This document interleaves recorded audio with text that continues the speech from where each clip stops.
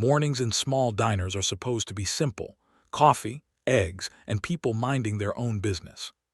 But cruelty loves an audience more than it loves breakfast. Two men turned a waitress's uniform into a punchline, tearing her skirt to get a laugh. And then the bell over the door rang. Jasonstatham stepped inside, looked once at her, once at them, and the room was silenced. But what came next was even more surprising. Before we continue, to our returning viewers, thank you. Your support is what fuels us to bring these powerful stories to life. And if you're new here, we invite you to subscribe. With your help, we'll continue to share stories that inspire, challenge, and move hearts. If this story hits you, drop a comment. Your words matter more than you know. The morning rush at Eddie's diner had already passed. Plates clattered softly as the last of the regulars finished their coffee. The smell of bacon and burnt toast lingered in the air. A jukebox in the corner hummed an old country tune, low and tired. Behind the counter, Mia wiped her hands on a towel, her blue waitress uniform faded but neatly pressed.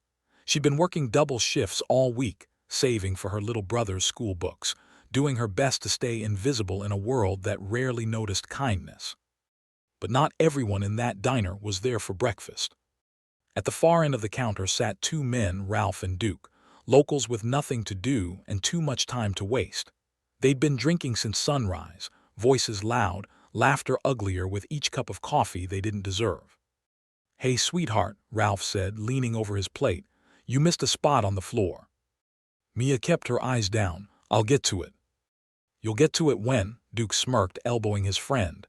"You too good for us now." Mia didn't answer. She'd learned long ago that silence was safer than arguing. But silence only made them bolder. Ralph chuckled. "She's shy, boys. Maybe that's what makes her so fun."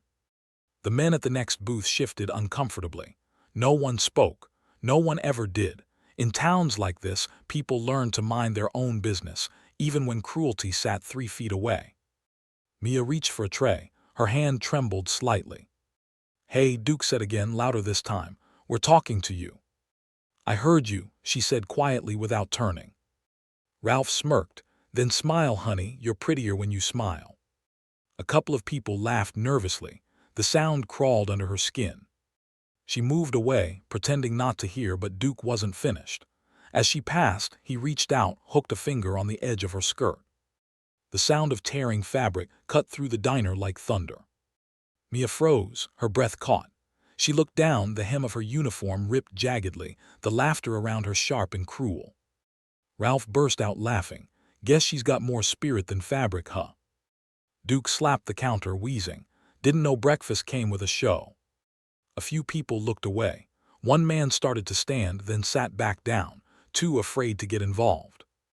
Mia felt heat rush to her face, her hands shaking as she tried to hold the torn fabric together. "That's enough," she whispered. "Oh, come on," Ralph said, standing up. "It's just a joke." Tears burned in her eyes. "You think this is funny?" "Sweetheart," he sneered, leaning close. "The only funny thing is you thinking anyone here cares." For a moment the world seemed to stop. The laughter, the hum of the jukebox, everything dulled into silence. Then from the doorway came the sound of a bell.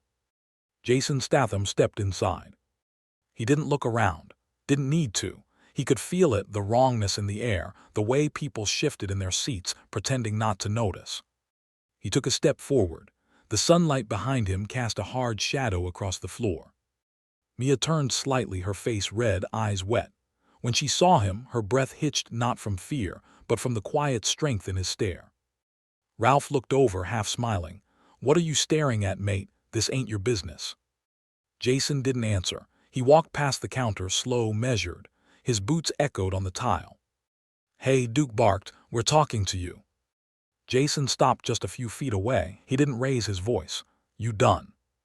The words hit harder than a shout ever could. Ralph scoffed. "You think you can just walk in here?"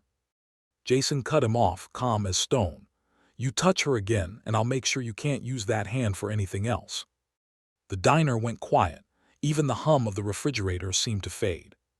Ralph blinked, confused by the calm. "You threatening me?"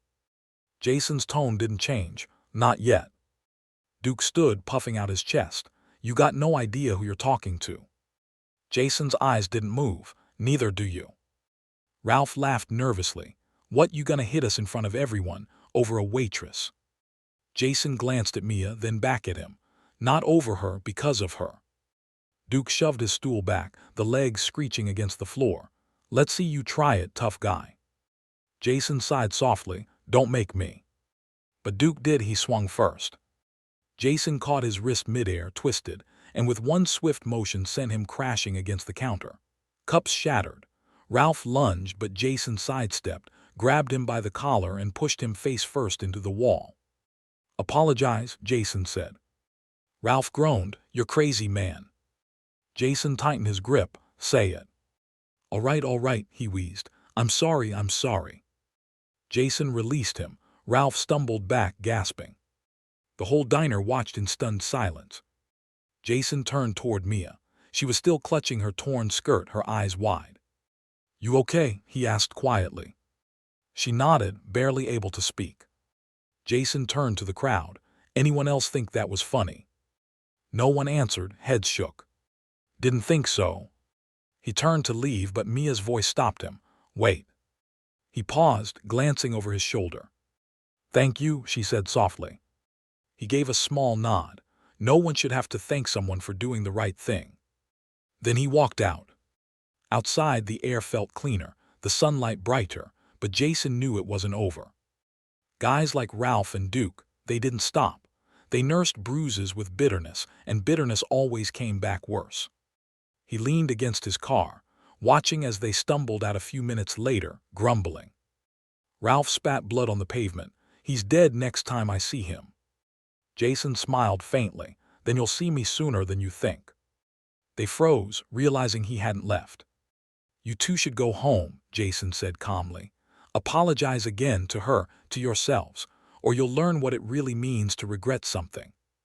Ralph swallowed hard. For the first time that morning, neither of them had anything to say. Back inside, Mia was in the restroom, staring at the torn fabric in the mirror. She'd been humiliated before by customers, bosses, strangers, but never like this. Never with so many eyes watching, pretending she didn't exist. Her reflection trembled. Then she remembered his voice, steady, calm, like a promise. You okay? And for the first time in a long time, she felt safe. Later that evening, the diner was almost empty. Mia stayed behind to clean, humming quietly to herself. The door opened again. Jason stepped in. She straightened, unsure whether to smile or apologize. I didn't expect to see you again. I was just passing by, he said.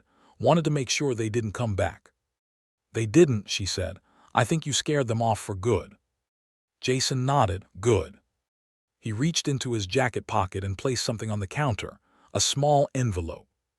What's this? She asked. He shrugged. For repairs. I can't take your money. It's not charity, he said. It's respect. She hesitated, then smiled faintly.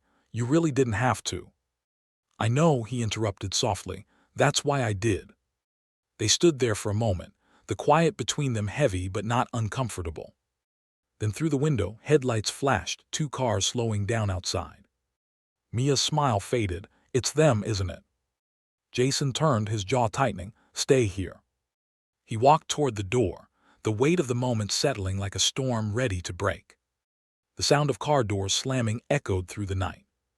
The hum of the neon diner sign flickered against the glass, painting streaks of red and white across Jason's face as he stepped outside. The night air had cooled, but the tension that hung in the parking lot was thick, almost electric. 2 cars idled in the half-empty lot, one a battered pickup, the other an old sedan with a cracked headlight. The men from earlier, Ralph and Duke, climbed out, joined now by 2 more shadows. The extra muscle, trouble. Jason stopped halfway between the diner and the cars. His hands stayed at his sides, calm, still, but his eyes, cold as a gun barrel, locked onto Ralph. I told you to go home, Jason said quietly. Ralph smirked, though the confidence didn't reach his eyes. Yeah, we did. Then we figured, why not come back and finish breakfast? Duke spat on the ground. You embarrassed us in front of everyone. Jason tilted his head slightly. You embarrassed yourselves. One of the new men, A broad guy with tattooed arms and a heavy chain around his neck stepped forward. "You the one who played hero?" Jason didn't answer. He didn't need to. His silence said enough. Ralph nodded toward him. "That's him. Thinks he's some kind of tough guy." The tattooed man laughed, cracking his knuckles.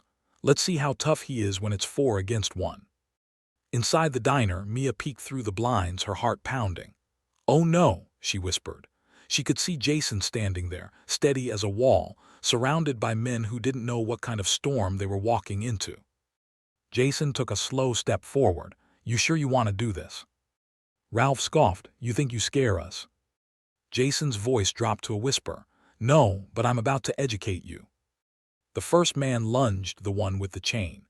Jason caught the swing midair, twisted his arm, and with a single motion, slammed him against the side of the truck. The chain clattered to the ground. The man groaned, sliding down the door like a sack of bricks. The second came swinging wild. Jason ducked, drove a punch straight into his ribs, and followed with a knee that folded him in half. Ralph took a step back. "Jesus." Duke hesitated, looking at his friends gasping on the asphalt. He's not normal." Jason turned his gaze on them, calm, controlled. "I tried being polite." Ralph's jaw clenched. He reached for a tire iron from the back of the truck, but Jason caught it before it moved an inch. The next second the iron was in Jason's hand. Ralph's fingers bent back painfully. "Don't," Jason said, his tone as flat as concrete. Ralph froze. The metal dropped.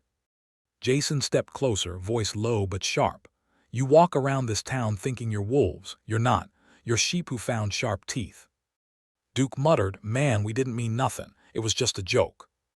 Jason's eyes flicked toward him. "You ever see her laugh?" Duke swallowed hard. "No." "Then it wasn't a joke." Behind the glass, Mia couldn't move. The diner lights flickered above her.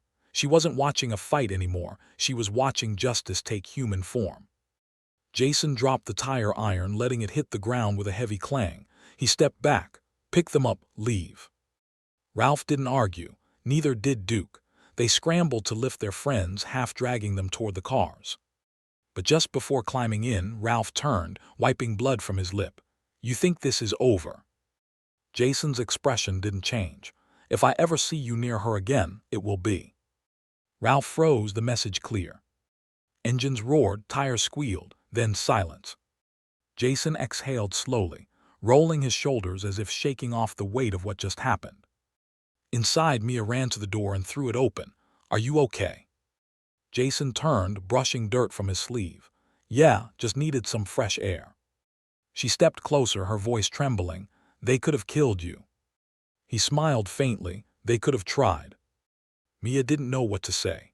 For a moment, the only sound was the soft buzz of the diner sign and her uneven breathing.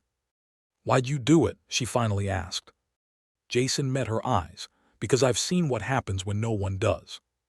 He glanced back toward the road, the tail lights fading into the distance, and for the first time she saw something deeper behind his calm. Not anger, not pride, but memory. "You've done this before," she said softly. He gave a short nod. "Too many times." They went back inside. Mia poured him a cup of coffee, her hands still shaking slightly. "On the house," she said. Jason smirked. "You don't have to." "Yeah," she replied, "I do." He took a sip, eyes drifting around the quiet diner. "How long you been working here?" "Too long," she said with a tired laugh. "Since my dad got sick, he used to own the place." Jason's gaze softened. "He'd be proud you kept it running." Mia looked down. "Some days I don't feel strong, I just survive." Jason nodded slowly. "That's what strength really is, not fighting, just showing up when life doesn't give you a choice." She smiled faintly. "You talk like someone who's seen a lot." He looked away, the faintest shadow crossing his face. "Enough to know what matters." The clock ticked softly on the wall. Outside, the sky had turned deep blue. For a while, they just sat there, two people who didn't need to fill the silence. Then the door opened again. A police cruiser pulled up outside, lights flashing faintly. Two officers stepped in. "Evening," one said. "We got a call about a disturbance." Jason glanced toward Mia. She froze, unsure what to say. "Ralph, he must have called them." The officer looked at Jason. "Sir, we're gonna need to ask you a few questions." Jason nodded. "Sure, let's make it quick." The officer hesitated. "You were involved in an altercation earlier." Jason leaned back in his chair. "Depends what you call involved. I was here when they attacked her. They left with some bruises, that's about it." Mia stepped forward. "He's telling the truth. Those men, they ripped my uniform. She stopped, her voice breaking. The officer frowned, taking a look at her torn skirt. "You press charges." She shook her head. "No, I just want them gone." Jason spoke softly. "They won't be back." The officer studied him, then nodded. "All right, we'll make sure they stay away." Jason stood. "Appreciate it." As the officers left, Mia exhaled. "I thought they were gonna arrest you." Jason chuckled quietly. Wouldn't be the first time someone tried. The night grew quieter. The last neon sign blinked out. Jason stood by the door, ready to leave. "Where will you go?" Mia asked. He shrugged. "Wherever someone's being laughed at when they shouldn't be." She smiled. "That sounds like a full-time job." He gave a small grin. "It is." She reached into her apron and pulled out a folded napkin. "Here," she said, handing it to him. He raised an eyebrow. "What's this?" She hesitated, then smiled. "My dad used to say every good man deserves a clean slate. You've more than earned it." Jason looked at the napkin, then at her. "You sure?"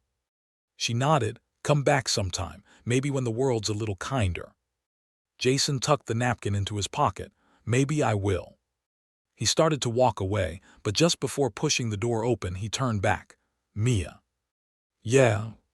You keep showing up," he said quietly. "You'll be stronger than any of them."